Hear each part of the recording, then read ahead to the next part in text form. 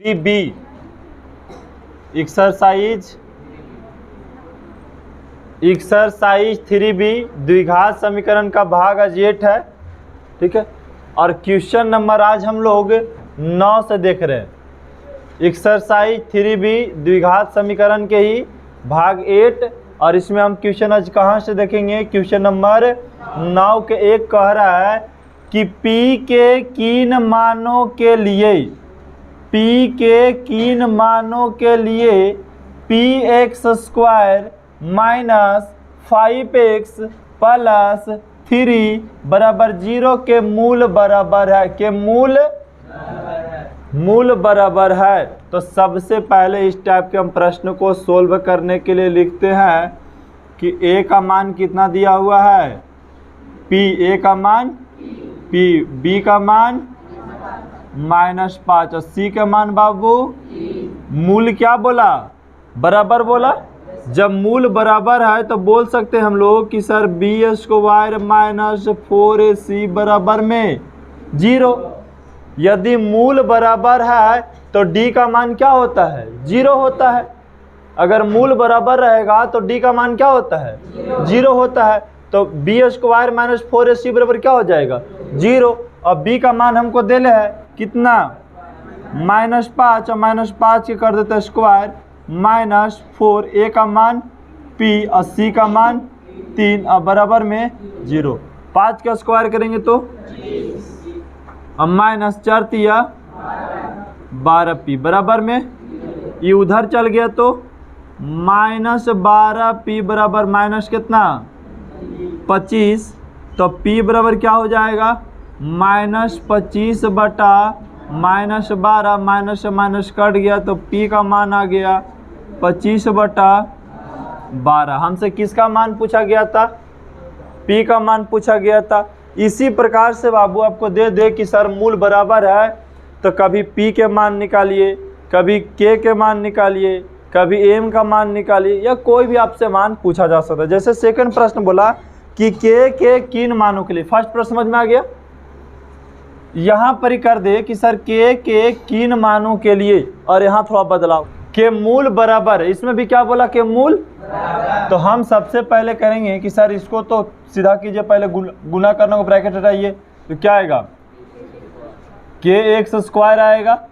यहाँ से गुना करेंगे तो माइनस k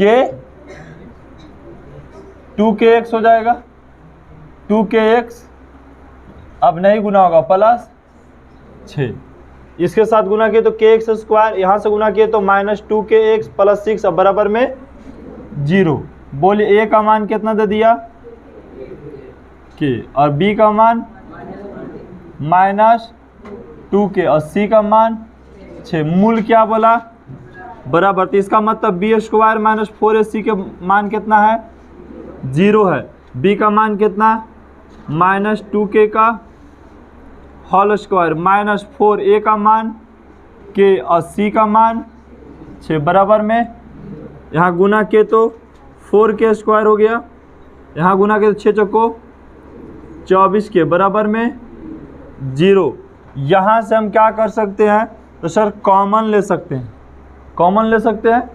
क्या कॉमन ले ले बाबू? k खाली होगा, 4k कॉमन ले सकते हैं हम। 4k कॉमन लेते, यहाँ क्या बच गया? k बच गया। यहाँ 4k कॉमन ले तो क्या बच गया? 6 खाली बच गया, अब बराबर में 0। अगर ऐसा रहता है तो एक बार हम क्या लिखते हैं? बाहर से 4k बराबर 0 और k -6 बराबर 0। यहाँ हो जाएगा k बराबर 0 बटा 4, तो k का मान क्या हो गया? 0। इधर से आएगा तो k बराबर कितना हो गया? 6। तो k का मान कै गो निकल के आया? 2 गो। k का मान तो 0 भी हो सकता है और k के मान 6 भी हो सकता है। k के मान 0 भी और k के मान 6 भी। तो ऐसा करो, इसको तुम लोग उतार लो, ठीक है। चलिए तीसरा प्रश्न को देखेंगे। क्या कह रहा है बाबू? कह रहा है कि k के किन मानों के लिए 2x² प्लस kx प्लस 3 बराबर 0 के मूल क्या है? अगर मूल बराबर है तो k के मान निकालिए। तो कहेंगे सबसे पहले सर कि a लिखना होगा। a का मान कितना है? 2, b कितना है? k, उसके बाद c कितना है बाबू? और मूल के मान क्या बोला? मूल क्या है?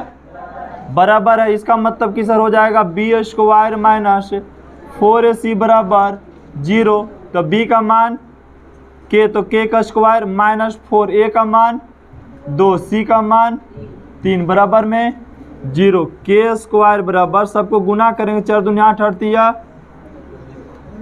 24 हो जाएगा बराबर में, ये उधर चल गया तो k स्क्वायर बराबर प्लस 24 हो गया, स्क्वायर को उधर भेज दे तो k बराबर क्या हो जाएगा प्लस माइनस अंडर रूट 24, काटे तो प्लस माइनस कितना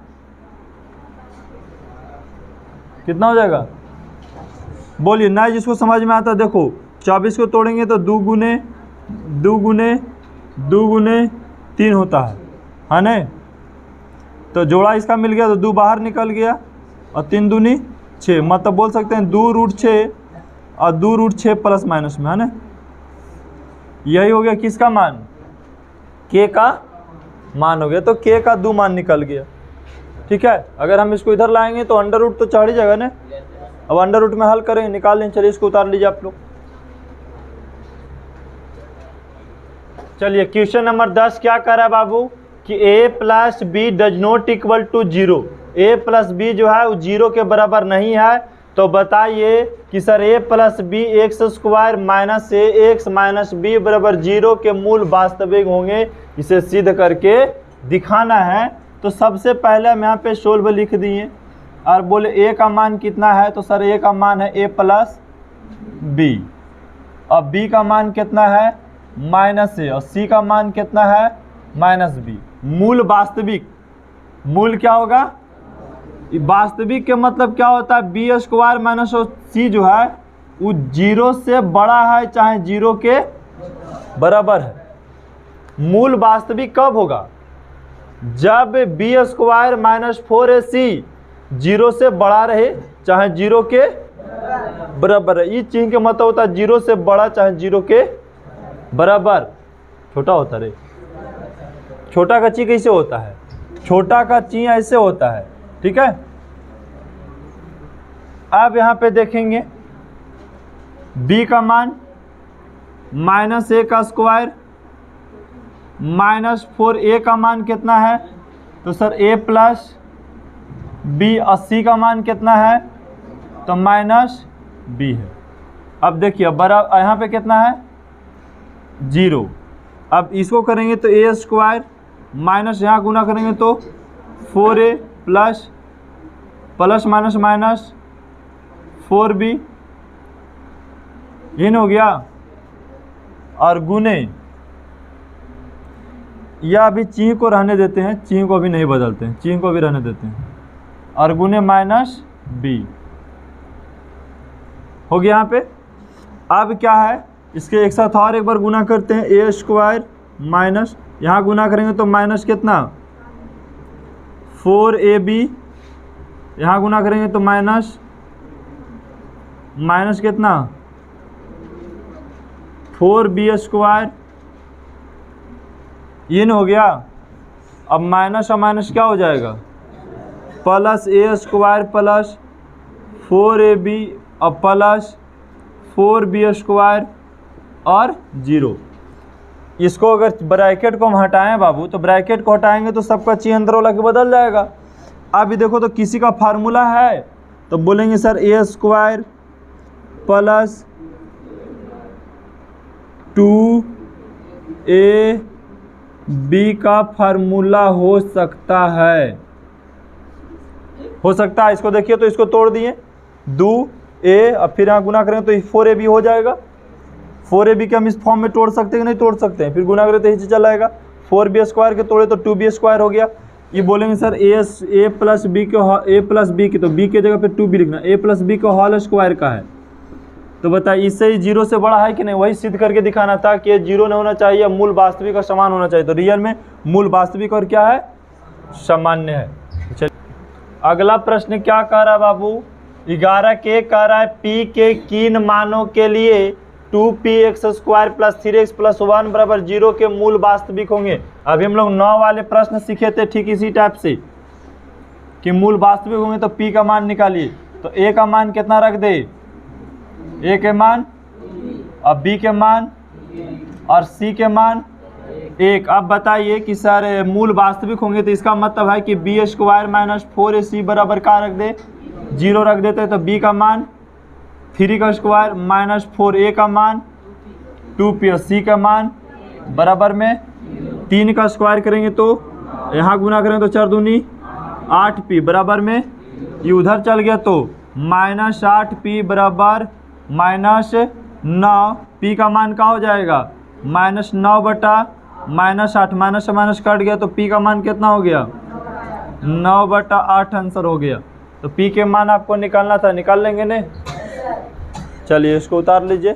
चलिए 11 के 2 देखेंगे, करा p के वे मान ज्ञात कीजिए, p के वे मान ज्ञात कीजिए जिनके लिए द्विघात समीकरण 5px square minus 8x plus 2 बराबर 0 के मूल वास्तविक होंगे। के मूल क्या बोल दिया वास्तविक होंगे। तो सबसे पहले हम यहाँ पे सोल्व लिखे और हम लिखे a का मान, तो a का मान कितना है 5p, उसके बाद b का मान और c का मान 2। अब क्या बोला कि मूल क्या है बाबू, तो वास्तविक का रूल क्या कहता है 0 से बड़ा चाहे 0 से छोटा होता है रे। b का मान कितना होता है -8 का स्क्वायर कर देंगे माइनस 4, a का मान कितना 5p और c का मान कितना और 0 या 0 से बराबर, 0 से बड़ा या 0 के बराबर, -8 का स्क्वायर करेंगे तो 64, यहाँ गुना करेंगे तो कितना होगा 40p और क्या हो गया 0। अब हम यहाँ पे क्या कर सकते हैं, कंडीशन यहाँ पे 2 हो जाएगा। एगो कह रहा है सर ये जो होगा 0 के बराबर हो सकता है, और एगो कंडीशन क्या कहेगा कि 0 से बड़ा हो सकता है। एगो 0 के बराबर, एगो 0 से बड़ा हो सकता है। तो चलिए हम तो पहले हम 0 के बराबर मान लेंगे, 0 के बराबर मान लें तो 64 माइनस 40p बराबर में क्या मान ले 0। अगर उसको इधर भेज देते हैं तो -40p बराबर 64, तो p बराबर कितना -64, तो -64 बटा -40 हो जाएगा, माइनस से माइनस कट गया 8 से कटेगा, 8 × 40 8 × 64, तो p का मान कितना हो गया 8 बटा 5। जब कब, जब ये 0 के बराबर हो जाएगा तब, मतलब मूल वास्तविक और सामान्य होगा तब। केस 2 भी बन सकता है 0 से बड़ा, ठीक है।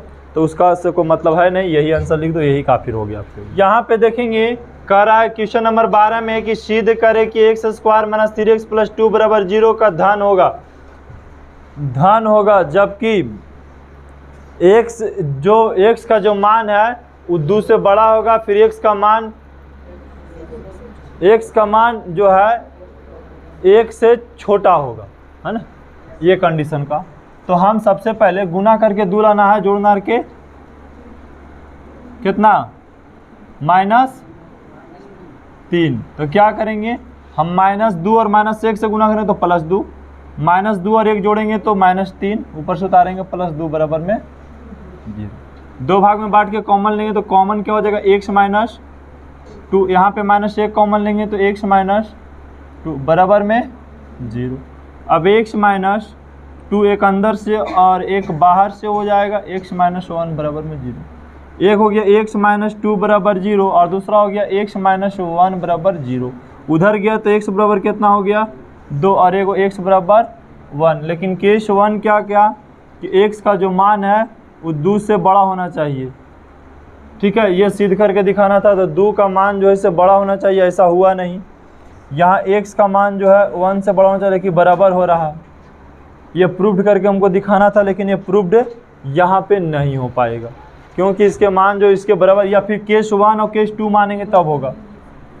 क्या बोल रहे हैं, केस 1 और 2 मान के बनाएंगे तो बनेगा। उतना लॉन्ग नहीं करना है, बस इतना ही पर स्टॉप कर देते हैं। चलिए इसको उतारें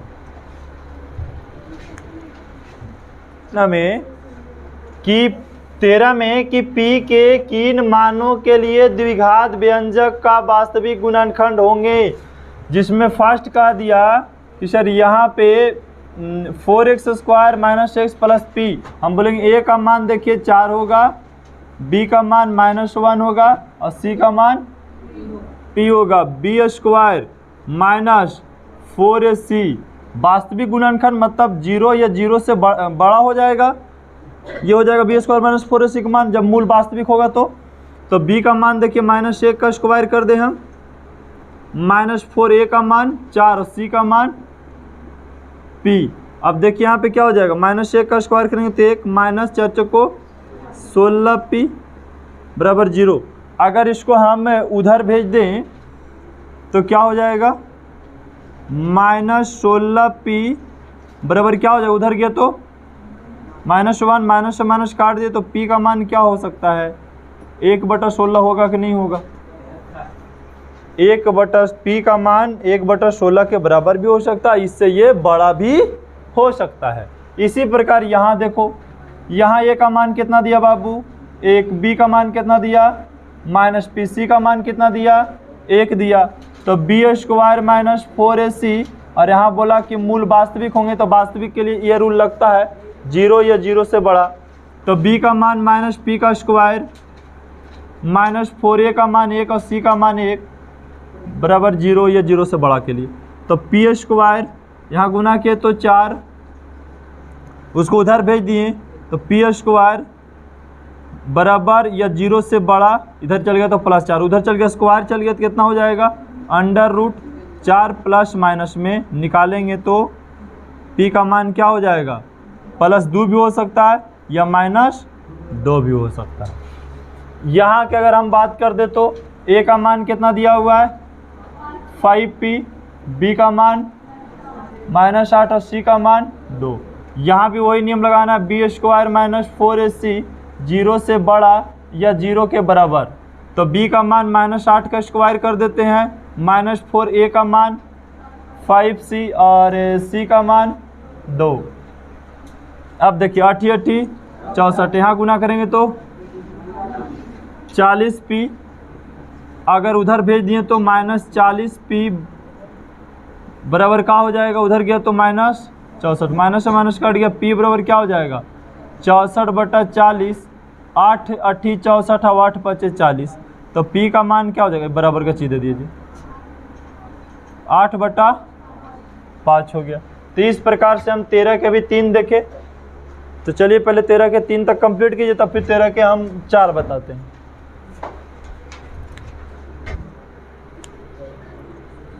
चलिए 13 के 4 देखेंगे। आप ध्यान दीजिए यहाँ बोर्ड पे कह रहा है यहाँ पे p के किन मानों के लिए द्विघात व्यंजक को वास्तविक गुणनखंड होंगे, तो हमको सबसे पहले a लिख लेना है। a का मान कितना है p, b के मान 4, c का मान 1, यहाँ पे b स्क्वायर माइनस 4ac, और ये चिन्ह लगाना है क्यों, क्योंकि 0 से बड़ा या 0 के बराबर, क्योंकि मूल व्यंजक वाला वास्तविक होना चाहिए।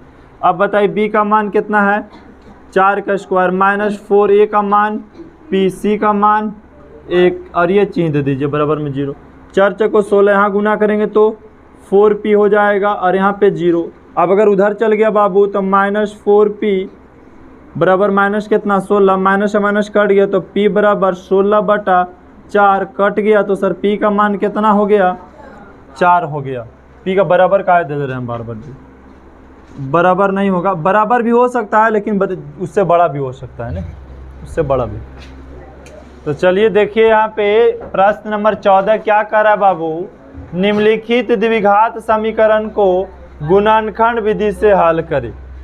आपको द्विघात समीकरण दे दिया गया है, इसको कौन विधि से हल करना है, गुणनखंड विधि से।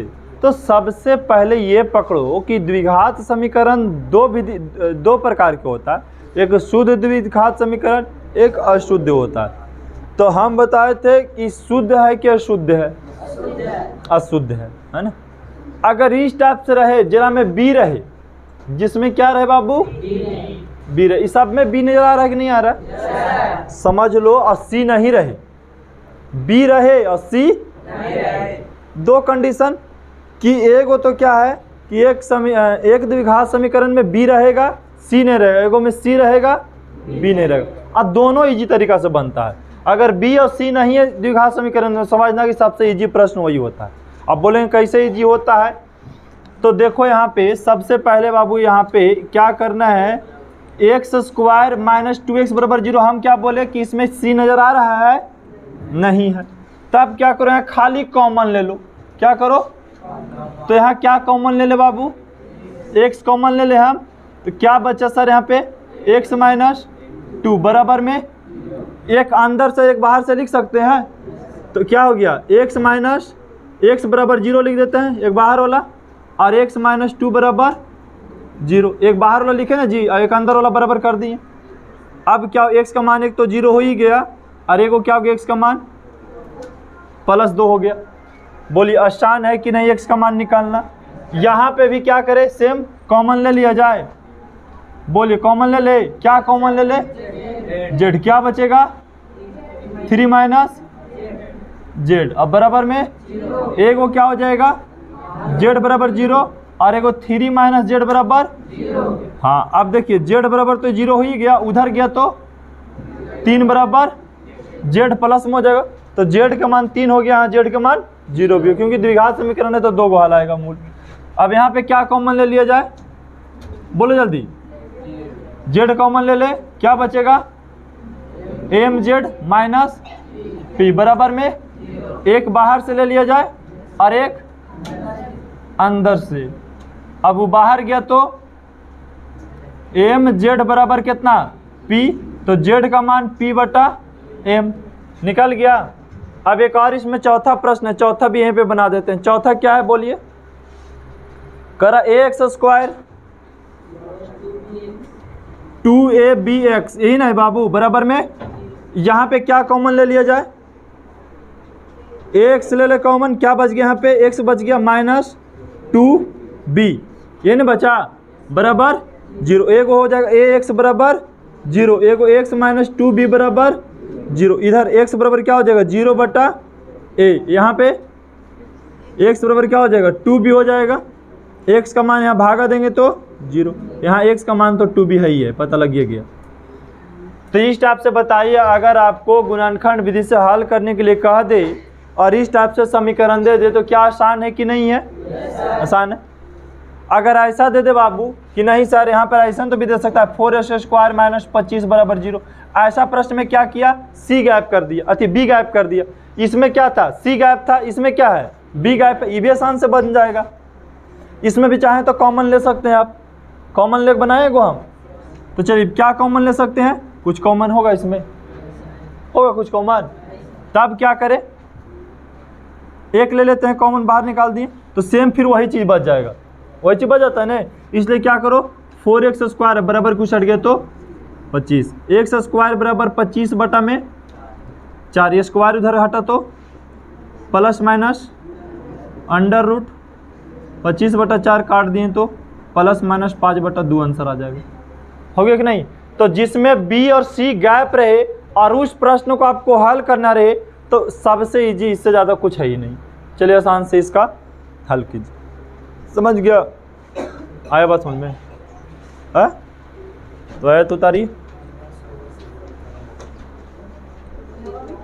अब लास्ट है, चलिए देखिए बाबू, यहाँ पे करा निम्नलिखित द्विघात समीकरण को गुणनखंड विधि से हल करे, और यहाँ पे 15 के 1 में कह दिया कि सर x स्क्वायर माइनस 36 बराबर 0, हम बोलेंगे इसको गुणनखंड विधि से हल करना है, तो ऑप्शन लगाइए सर कि x स्क्वायर माइनस 36 को क्या हम 6 का स्क्वायर लिख सकते हैं, अब बराबर, अब बताए तो ये किसी का फार्मूला मैच कर रहा है, किसका, a square minus b square, तो क्या होता है एक बार प्लस में और एक बार माइनस में, अब बराबर, अभी एक बार क्या लिख सकते हैं x प्लस 6 बराबर 0 और x माइनस 6 बराबर 0, तो बराबर की उस साइड गया तो -6 और उधर गया तो ये +6 हो गया x का मान, एकदम आसान है। इसको भी क्या करें, 3x का होल स्क्वायर कर दे और इसको 4 का स्क्वायर कर दे बराबर में, इसको a मान ले इसको b मान ले, तो a square minus b square का फार्मूला क्या होता है,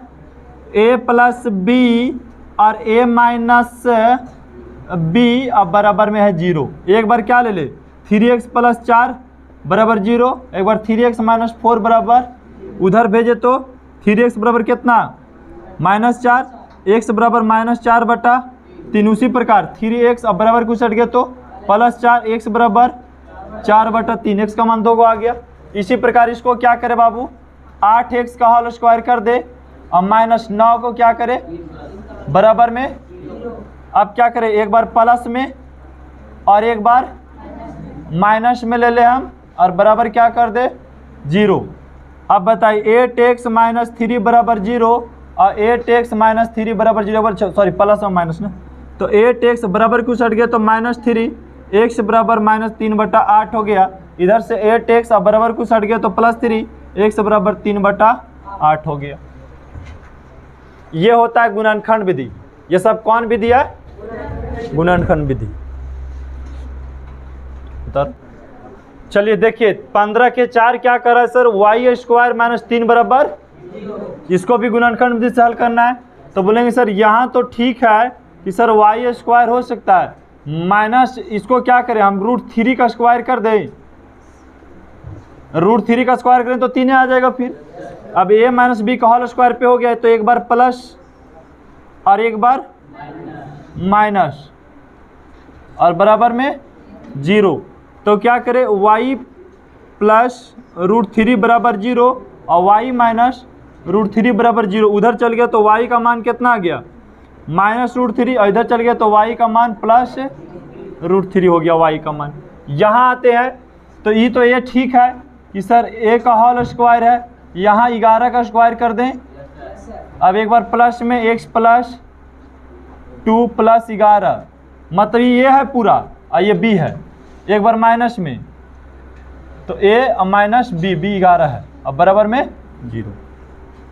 अब देखिए 11 × 2 = 13 और घटा तो x - 9 बराबर में, अब x + 13 बराबर एक बार 0 और x - 9 बराबर 0। उधर चल गया तो x बराबर माइनस से रह गया तो x बराबर +9।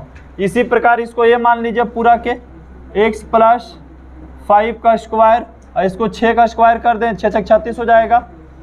एक बार प्लस में x + 5 + 6 और x + 5 - 6 बराबर में 0। 6 × 5 = 11 और 6 में से 5 गया तो -1 बराबर में। अब देखिए x + 11 बराबर 0 और x - 1 बराबर 0। उधर चल गया तो x बराबर -11, x बराबर +1। तो बात आया समझ में, गुणनखंड विधि से रहेगा तो 15 तक हल हो जाएगा आप लोग से। किसी का दिक्कत